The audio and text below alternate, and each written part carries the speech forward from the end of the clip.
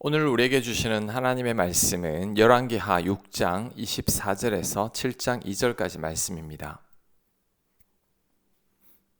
24절 이후에 아람 왕 베나닷이 그의 온 군대를 모아 올라와서 사마리아를 에워싸니 아람 사람이 사마리아를 에워싸므로 성중이 크게 줄여서 나귀 머리 하나에 은 80세겔이요 비둘기 똥 4분의 1 갑에 은 5세겔이라 하니 아람이 쳐들어와서 사마리아를 에워쌌습니다. 이스라엘이 포위되어 있으니 성에 양식이 떨어졌지만 양식을 어디서 구할 수가 없었습니다. 그래서 나귀 머리가 은 80이고 비둘기 똥 4분의 1이 은 5세겔이라고 합니다. 원래 나귀는 먹지 않는 짐승이고 나귀 중에서도 머리는 제일 먹을 것이 없는 부위죠. 그런데도 은 80세겔이라고 합니다. 게다가 비둘기 똥은 은 5세겔이라는 게 말이 안 되죠. 물가가 엄청나게 비싸진 겁니다. 26절 이스라엘 왕이 성 위로 지나갈 때에 한 여인이 외쳐 이르되 나의 주 왕이여 도우소서. 왕이 이르되 여호와께서 너를 돕지 아니하시면 내가 무엇으로 너를 도우랴? 타작 마당으로 말미암아 하겠느냐? 포도주 틀로 말미암아 하겠느냐 하니라. 또 이르되 무슨 일이냐 하니 여인이 대답하되 이 여인이 내게 이르기를 네 아들을 내놓아라. 우리가 오늘 먹고 내일은 내 아들을 먹자 하며 우리가 드디어 내 아들을 삶아 먹었더니 이튿날에 내가 그 여인에게 이르되 네 아들을 내놓아라. 우리가 먹으리라 하나 그가 그의 아들을 숨겼나이다 하는지라. 왕이 그 여인의 말을 듣고 자기 옷을 찢으니라. 그가 성 위로 지나갈 때에 백성이 본즉 그의 속살에 굵은 배를 입었더라. 왕이 한 여인으로부터 충격적인 소식을 듣게 됩니다. 먹을 게 없어서 자식을 잡아 먹었다는 얘기죠. 어제 내 자식을 먹었으니 오늘 다른 집 자식도 먹어야 하는데 그 사람이 자식을 피신시켰다는 얘기입니다. 왕이 기가 막혀서 자신의 옷을 찢었는데 왕이 당시에 굵은 배를 입고 있었다고 말합니다. 31절 왕이 이르되 사밧의 아들 엘리사의 머리가 오늘 그 몸에 붙어 있으면 하나님이 내게 벌 위에 벌을 내리실지로다 하니라. 그때 엘리사가 그의 집에 앉아 있고 장로들이 그와 함께 앉아 있는데 왕이 자기 처소에서 사람을 보냈더니 그 사자가 이르기 전에 엘리사가 장로들에게 이르되 너희는 이 살인한 자의 아들이 내 머리를 베려고 사람을 보내는 것을 보느냐? 너희는 보다가 사자가 오거든 문을 닫고 문 안에 들이지 말라. 그의 주인의 발소리가 그의 뒤에서 나지 아니하느냐 하고 무리와 말을 할 때에 그 사자가 그에게 이르니라. 왕이 이르되 이 재앙이 여호와께로부터 나왔으니 어찌 더 여호와를 기다리리요. 아멘. 이스라엘 왕이 화가 나서 엘리사를 죽이려고 합니다. 이 모든 일이 엘리사 때문이라고 생각하고 있기 때문이죠. 그래서 신하를 보내고 자신도 그 뒤를 따라갑니다. 이스라엘 왕은 엘리사를 만나자 하나님과 엘리사를 원망합니다. 자, 7장 1절입니다. 엘리사가 이르되 여호와의 말씀을 들을지어다. 여호와께서 이르시되 내일 이맘때에 사마리아 성문에서 고운 밀가루 한 스아, 한 스아는 7리터 정도를 말합니다. 한 세겔로 매매하고 보리 2스아를 한 세겔로 매매하리라 하셨느니라. 그때 왕이 그의 손에 의지하는 자 곧 한 장관이 하나님의 사람에게 대답하여 이르되 여호와께서 하늘에 창을 내신들 어찌 이런 일이 있으리요 하더라. 엘리사가 이르되 네가 네 눈으로 보리라. 그러나 그것을 먹지는 못하리라 하니라. 아멘. 엘리사가 내일 이맘때쯤에는 밀가루 7리터가 한 세겔, 보리 14리터가 한 세겔로 매매될 것이라고 말합니다. 이 말은 내일이 되면 모든 것이 정상화된다는 말이죠. 이 말을 들은 왕의 장관 가운데 한 사람이 하나님께서 하늘의 창을 열어도 그렇게 되지 않을 것이라고 말합니다.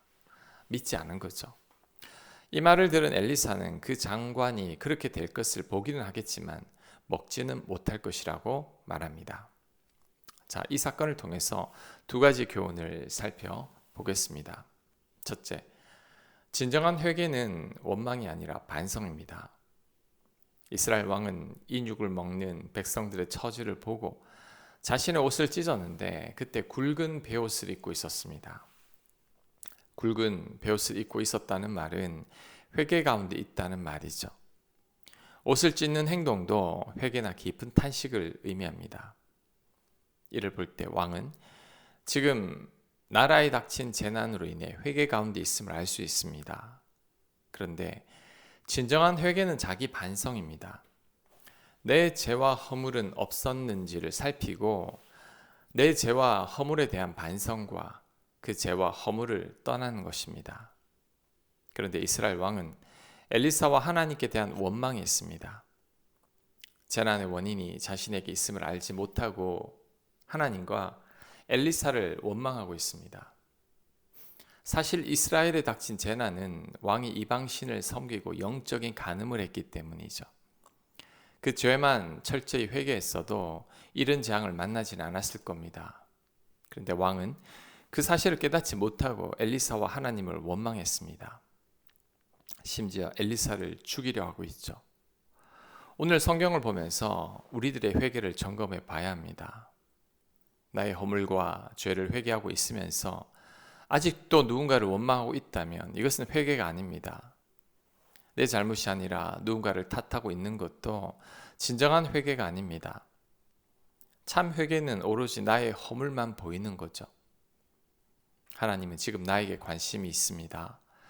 하나님은 지금 나의 죄와 허물을 다루기 원하시지 타인의 허물에 내가 관여하는 것을 원하시지 않습니다. 타인은 하나님께서 그 사람에게 맞게 또 역사하십니다. 그러니 우리들은 내 죄와 허물에 집중해야 합니다. 진정한 회개는 원망이 아니라 철저한 자기 성찰과 반성입니다. 그래서 내 허물과 죄를 깨닫는 것입니다. 그리고 내 허물과 죄에서 완전히 떠나는 것입니다. 자, 두 번째 교훈은 불신의 말이나 부정적인 말은 아예 내뱉지를 말아야 한다는 것입니다. 엘리사가 내일이면 모든 것이 회복될 것이라는 말을 했을 때 왕의 신하는 하나님께서 하늘에 창을 내신다고 해도 불가능하다고 말합니다. 그런데 이 말로 인해 신하는 다음날 죽게 됩니다. 쓸데없는 말을 해서 생명을 잃은 거죠.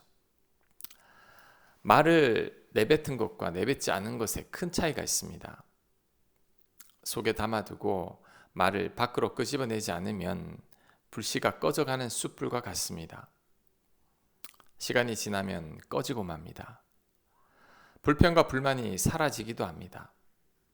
하지만 말을 밖으로 끄집어내는 순간 숯불에 불을 붙이는 것과 같습니다. 특히 여러 사람들 앞에서 말하게 될 때에는 숯불에 기름을 붓는 것과 같습니다. 불길이 금방 커져버립니다. 내 안의 불만이 분노로 바뀌기 시작하죠. 가나안 땅을 정탐하고 돌아온 정탐꾼들이 땅에 대해서 악평하게 되자 순식간에 이스라엘 백성들 전체에 그 말이 번졌습니다. 결국 모두가 죽게 되었다고 울부짖게 되고 모세와 하나님을 원망하게 됩니다. 불신의 말과 부정적인 말이 이렇게 무서운 것입니다. 야고보서 3장 6절입니다. 혀는 곧 불이요 불의의 세계라. 혀는 우리 지체 중에서 온몸을 더럽히고 삶의 수레바퀴를 불사르나니 그 사르는 것이 지옥불에서 나느니라.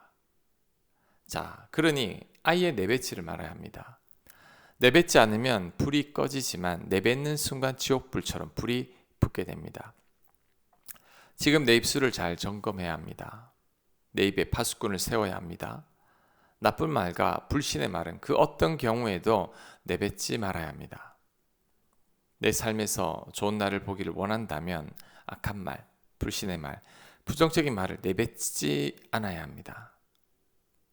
베드로전서 3장 10절입니다. 생명을 사랑하고 좋은 날 보기를 원하는 자는 혀를 금하여 악한 말을 그치며 아멘. 혀를 금하여 악한 말만 그쳐도 내 삶은 달라집니다. 내가 무너지지도 않습니다. 내 안에 악한 불길이 곁에 있는 사람들에게 번지지도 않을 것입니다.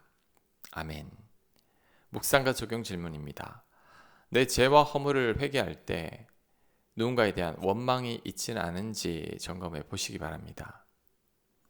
내가 하지 말아야 했던 말은 무엇이고 그 말로 인해 어떤 문제가 생겼는지 반성해 봅시다. 내가 삼켜야 할 말은 무엇입니까? 기도합니다. 하나님, 나의 잘못만 보게 하옵소서. 그거는 누구도 원망하지 말게 하옵소서. 특히 저희 입술을 주장하시고 입술에 파수꾼을 세워 주시옵소서. 예수님 이름으로 기도합니다. 아멘.